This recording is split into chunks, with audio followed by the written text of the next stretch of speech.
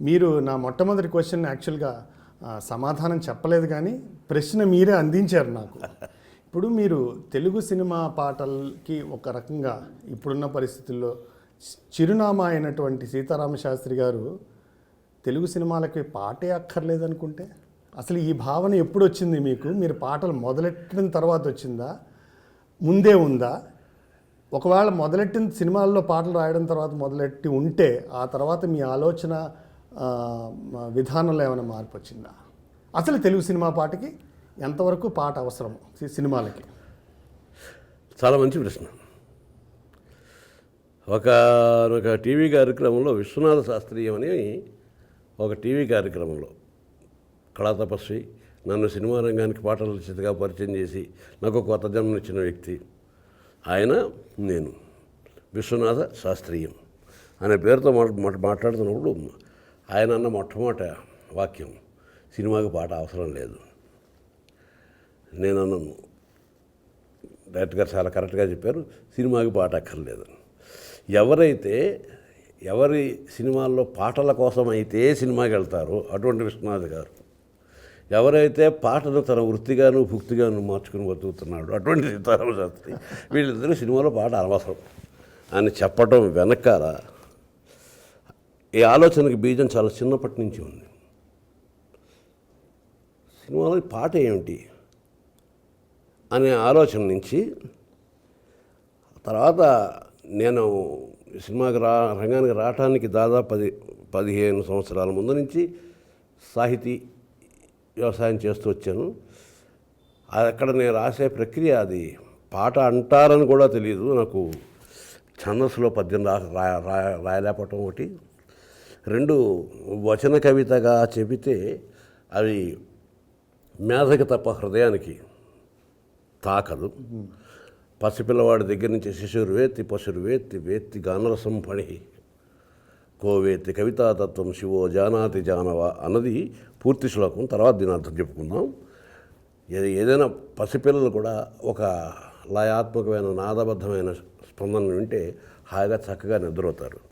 So ముందర చెప్పింది హృదయానికి వెళ్ళి అది హృదయస్థం అయిన తర్వాత అక్కడి నుంచి పైకి ప్రయాణించి అందులో ఏముందని ఆలోచించడానికి అవకాశం ఉంటుంది. కాబట్టి అదిగాక నాకేదో గాయకుడిని అనేటువంటి ఒక విచిత్రమైన భ్రమలో చాలా కాలం ఉన్నాను చిన్నప్పుడు.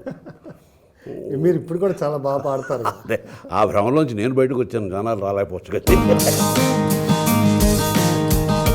ఆ భ్రమలో ఉన్న కాలంలో పాడుకుంటుంటే ఒకసారి ఒక మంచి ముహూర్తంలో ఘంటసాల గారు రేడియోలో నుంచి నాకు జ్ఞానోదయం కలిగించారు. ఏదో పాట పాడుతూ ముక్కోటి దేవతలు ఒకటైనారు అని పాడుతుంటే సులభంగానే ఉన్నట్టుంది, పాడదామని ట్రై చేస్తే ఏమాత్రం గొంతు సహకరించట్లేదు. ఆయన రకరకాలుగా మెలికలు తిరిగిపోతూ గమకాలు తిప్పేస్తుంటే ఓహో మనకు పాట రాదన్నమాట అన్న విషయం అర్థమయ్యి, కానీ పాట పట్ల ఉండే మక్కువ పోక పాడుకోవడానికి చేస్తూ అప్పుడు నాకు చిన్న తుంటర ఐడియా, చాలా చిన్ననాడు వయసు. ఆ పాట ఏదో నేనే నా సొంత బాణీలో అనుకుంటే దానికి పోలిక ఉండదు కదా. ఘంటసాల గారు పాడినట్టు పాడాడా లేదా, రఫీ పాడినట్టు పాడాడా లేదా, బాలుగారు పాడినట్టు పాడాడా లేదా అని ఎవరు అనరు. నేను ఏం పాడితే అదే పాట. అందుకని నాకు నేనే ఏదో తోచినటువంటి పని ఏదో అనుకుని దానికి ఎంతకాలం తనానా అంటామని చెప్పి ఏవో మాటలు వేయటం మొదలుపెట్టి, సో నేను పాటలు రాస్తున్నానని కానీ రాయటం నాకు ప్రక్రియ ఉందని కానీ కూడా తెలియదు నాకు. ఆ విధంగా పాటలు రాస్తున్న ఒక దశలో మా తమ్ముడు అన్నయ్య ఈ కవిత్వం చాలా బాగుంది, ఓహో దాని కవిత్వం అంటారా అని కూడా అనుకుని, అప్పట్లో నాకుండే ఆలోచన ఏంటంటే చిన్నప్పుడు అందరికీ కూడా నాకే కాదు దాదాపు బాల్యం అంటే ఏంటో ఈ తరానికి తెలియదు. బాల్యం అంటే ఏమిటో తెలిసిన వాళ్ళకి చాలామంది తెలుస్తుంది. ఆ రేడియోలో ఎవరు కూర్చుని పాడుతున్నారు అని ఒకటో సందేహం. రెండో సందేహం, తెర మీద ఎన్టీ రామారావు నాగేశ్వరరావు పాడుతుంటే ఘంటసాల సుశీల అని చెప్తారేమిటి అని ఇంకో సందేహం. ఇలాంటి సందేహాల తాలూకు అమాయకత్వపు బాల్యం ఈ కాలంలో లేదు. ఎందుకంటే వాళ్ళు పొట్టలోనే టెక్నాలజీ నేర్చుకుని పుడుతున్నారు కాబట్టి ఆ గోళం లేదు. సో ఇప్పుడు పాట పాడుకోవడం ఏమిటి, ఎందుకు పాడుకుంటారు అనే ఆలోచన క్రమంగా కలుగుతొచ్చి నేను ఆ పాట పాడడం అనే విధానాన్ని, రాయటం అనే విధానాన్ని కూడా నా ఆలోచనల్ని, జీవితాన్ని నేను చూసే దృక్పథాన్ని, దృగ్విషయాన్ని ఎలా పరిశీలిస్తే వాటన్నిటినీ అందులో మౌలికంగా ప్రశ్నలు వేసుకోవటం, వాటిని వస్తువులుగా తీసుకుని పాటలు అలా రాసేవాడిని. అందుకని సాధారణంగా డ్యూయెట్ రాయవలసిన అవసరము, ఒక సోకాళ్ళు లలిత గీతం రాయవలసిన అవసరం నాకు అప్పుడు కనిపించలేదు. 15 ఏళ్ల పాటు పాటలు రాస్తున్నా. సాధారణంగా దుఃఖం గురించి పాట రాసేప్పుడు అసలు దుఃఖం అంటే ఏమిటి అని ఒక ప్రశ్న వచ్చేది. దాని మీద పాట రాసేవాడిని. అలాగే ఆ పంచభూతాలు మనం ఉన్న వస్తువులన్నీ ఏమిటి, పంచభూతాలు పంచేంద్రియాలు, వీటి మీద దాన్ని ఫిలాసఫీ అని కొందరు అన్నారు, చాదస్తం అని కొందరు అన్నారు, పిచ్చి అని కొందరు అన్నారు, వాట్ ఎవర్ ఇట్ ఈస్. మొత్తానికి పాట రాయగలను అనేటువంటి స్థితి వ్యాపించిన తర్వాత అనుకోని విధంగా నేను సినిమాల్లో పాటలు రాయటానికి పరమేశ్వర సంకల్పం, విశ్వనాథ్ గారి ద్వారా పాటలు రాయడానికి వచ్చాను. నా అదృష్టం బాగుండి నేను రాయవలసిన మొదటి పాట, నేను సినిమాలో రావడానికి వ్యతిరేకిని. ఎందుకంటే సినిమాలో పాటలు నేను ఇప్పుడు ఎక్కువగా వినలేదు అంత మునుపు. ఏదైనా పాట నా చెవిని ఆకట్టుకుని నా మనసును ఆకట్టుకోవాలంటే అందులో ఏదో ఒక అర్థం ఉండాలి, ఒక సౌందర్యం ఉండాలి, ఒక కవిత ఆత్మ ఉండాలి. కవితాత్మ అని పెద్ద మాట మాట్లాడడం అంటే కవిత్వానికి మామూలు మాటకి ఒకటే తేడా. మామూలు మాట మనం ఏమనదలుచుకున్నామో అదే దాని అర్థం. కవిత్వంలో పరిభాష మనం అనలేకపోయిన దాన్ని అనడానికి చేసే ప్రయత్నాన్ని కవిత్వం అంటాం. ఒక ముక్కలో చెప్పుకోవాలనుకుంటే నేను ఏదో చెప్పాలనుకుంటున్నాను, ఏదో టీ తాగాను, బాగుంది, తీగా ఉందంటే ఎలా తెలుస్తుంది అవసరం వాళ్ళకి? నాకు ఏమనిపించింది అది చెప్పలేను నేను. దానికి నేను ఆ టీ తాగుతుంటే ఆ పగలు కక్కుతున్న వాహ్ తాజ్ అలాంటి ఏవో కొన్ని మాటలు అనడం మూలాన నా ఎక్స్ప్రెషన్ కానీ నా మాటలు కానీ అవి విన్న వాళ్ళకి దాదాపు నాకు కలిగినటువంటి అనుభూతి కలిగితే అది నేను కవిత్వంలో ఎక్స్ప్రెస్ చేసినట్టు అని మామూలు పరిభాషలో సింపుల్గా చెప్పుకున్నాను. సో అలా కవిత్వానికి అలవాటు పడ్డ నేను ఈ విచిత్రమైనటువంటి ఈ ప్రేమ గీతాలు అవి వాటి పట్ల నాకు పెద్ద ఆసక్తి లేదు. వినటానికి శ్రావ్యంగా ఉండేవి, కానీ నాకు అనడానికి అందులో అంటే ఏమి గమ్మత్ ఏమో అనిపించేది కాదు.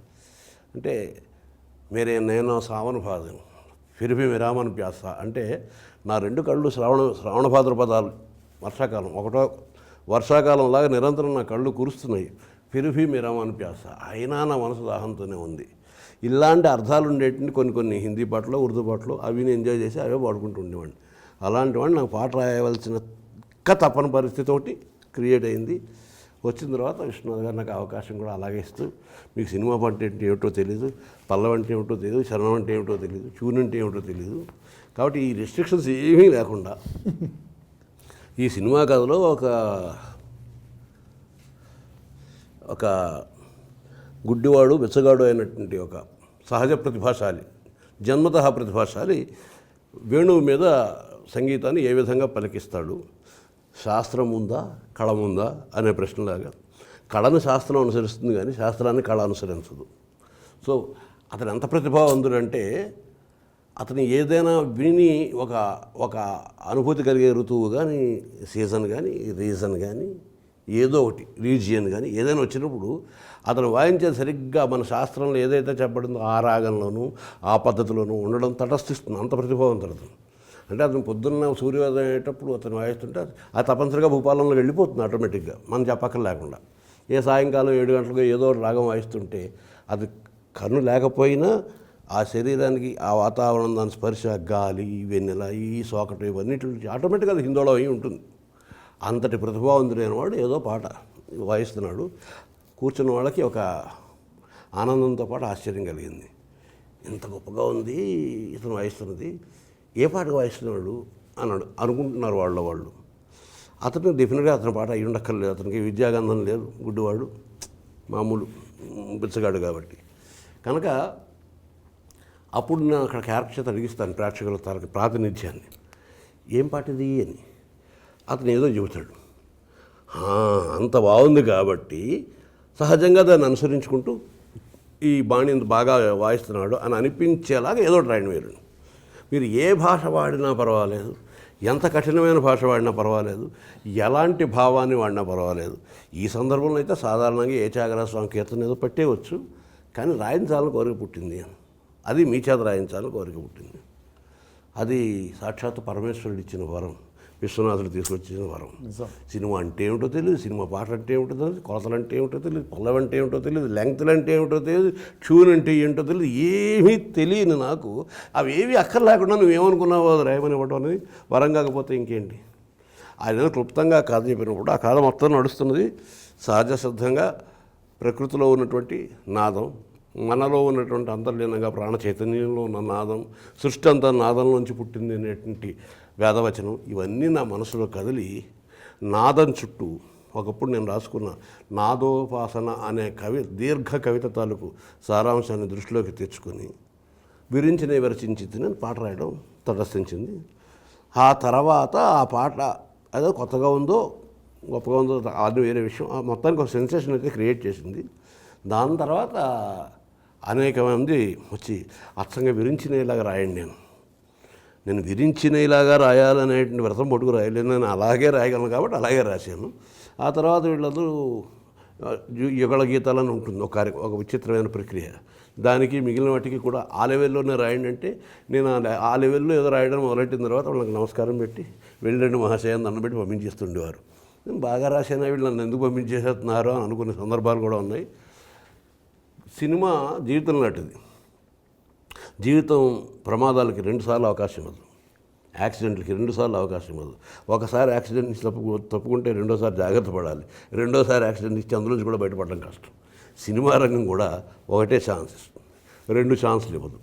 నాకు ఆ ఒక ఛాన్సు విశ్వనాథ్ గారు ఇచ్చిన తర్వాత దాన్ని వినియోగించుకున్న తర్వాత రెండో ఛాన్స్ వచ్చినప్పటి నుంచి దాదాపు 10 ఛాన్సులు నాకు మిస్ అయినాయి. సినిమా రంగం 10 ఛాన్సులు ఇచ్చింది. ఎందుకంటే నేను అంత చాదస్తులతో పాట రాస్తూ ఉంటే ఈ పాట రాసిన కవిని మనం ఏమంటాం లేరు భక్తి గౌరవాలు రెండు ఇలా రాస్తున్నాడు ఏమిటి, వీళ్ళకి ఎక్కడో తుప్పల్లో దొల్లుతూ పాడుకునే పాటలు ఇట్లా రాస్తున్నాడు ఏమిటి.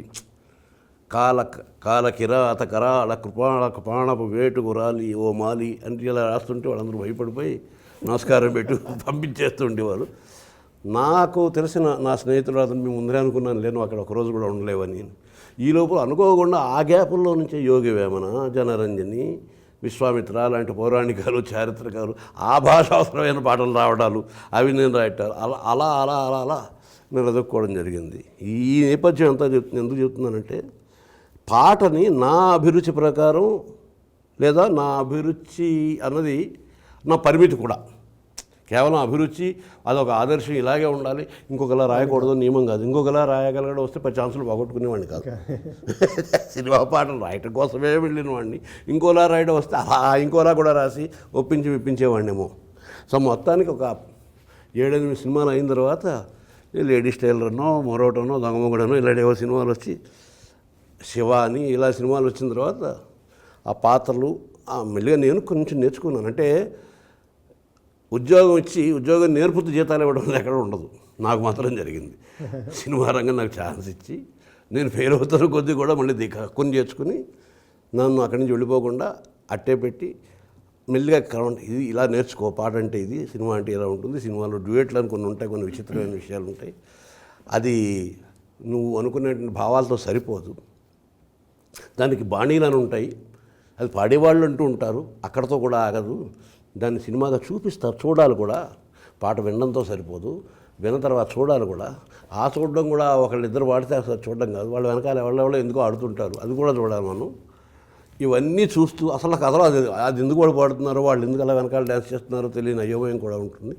ఇవన్నిటితో పాటు సినిమా దృష్టిలో పెట్టుకుని రాయాలి అని సినిమా పరిశ్రమ నేర్పింది. నన్ను నేర్పిన తర్వాత అప్పటికి నాకు రాయగలగడం రాయలేకపోవడం అనే పరిమితులు అలాగా ఉన్నాయి. కాబట్టి వీటన్నిటినీ అష్టావధానంలో నిషిద్ధాక్షరి అంతే ఇట్లాంటి నిబంధనలు ఎలా ఉంటాయో ఆ నిబంధనలుగా భావించుకుని పాటలు రాయటం మొదలు పెడుతున్నప్పుడు నా చిన్నప్పటి ప్రశ్న నాతో పాటు ప్రయాణం చేసుకుంటూ వచ్చింది. ఇంతకీ మీ దృష్టిలో పాట అవసరమా? పాట ఎందుకు రాయాలి? సడన్గా ఈ ప్రశ్నని ఆలోచిస్తే ఏళ్ల తరబడి పాట అన్నది ఎప్పుడు పుట్టిందంటే పాట మనిషితో పాటే పుట్టింది. సో కళలన్నీ మనిషితో పాటే పుట్టాయి. కళలన్నవి జీవన ప్రక్రియలో పరిణామాల్లో ఉత్కృష్టమైనటువంటి మానవ జన్మ. ఆ మానవ జన్మ వికాస దశలో కళలు ఎంతగా వృద్ధి చెందితే మనిషి జీవితం మానసికమైనటువంటి భావుకమైనటువంటి వికాసం అంత ఎక్కువగా జరుగుతుంది అని అర్థం. ఏదో ఆటవికుడిగా ఉన్నప్పుడు మెరుపుని చూసి ఉరుముని చూసి గాలిని చూసి పక్షి కోతలను చూసి దోణిని చూసి బొమ్మలు గీసి బొగ్గులతో బొమ్మలు గీసి ఇలా ఇట్లా మొదలైన మనిషి క్రమక్రమంగా సామాజికుడిగా ఎదుగుతూ నాగరికుడిగా ఎదుగుతూ అదే సమయంలో కళలను కూడా ఎంచుకుంటూ పోయి క్రమంగా సంగీతం కూడా శాస్త్రీయ సంగీతంలో రూపంలో వెళ్ళి మనం హిందీలో అంటే మనం సామాజిక వర్గమనాన్ని వాడేస్తే మనకు అర్థమైపోతుంది సినిమాలో. కానీ అదే నేను సంగీత కచేరీలో నువ్వు హిందీలో పాడు అంటే నువ్వేం పాడుతున్నావు మాకు అర్థం కాదు. ఎందుకంటే ఆ ప్రాథమిక స్థాయి నుంచి శాస్త్రీయ సంగీతానికి వెళ్ళిపోయింది. సరే, పాట అయితే మనిషి జీవితంతో పుట్టింది, మనిషి జీవితంతో పెనవేసుకుని ఉంది. పుట్టినందుకు ఒక పాట, తర్వాత మంగళహారతులు, పెళ్లి పాటలు, ఇలా రకరకాల పాటలు, ఏదో వేడుకలు, సరదాలు, సంబరాలు, విచారాలు. పాట అనేది జీవితం లేకుండా ఉండదు. అయితే సినిమా అంటే జీవితం తాలూకు యథార్థ స్వరూపం కాదు. సినిమా అనేది జీవితం తాలూకు నాటకీయతకి ఒక రూపం. 100 ఏళ్ల జీవితం 100 ఏళ్ల పాటు తీరవరు.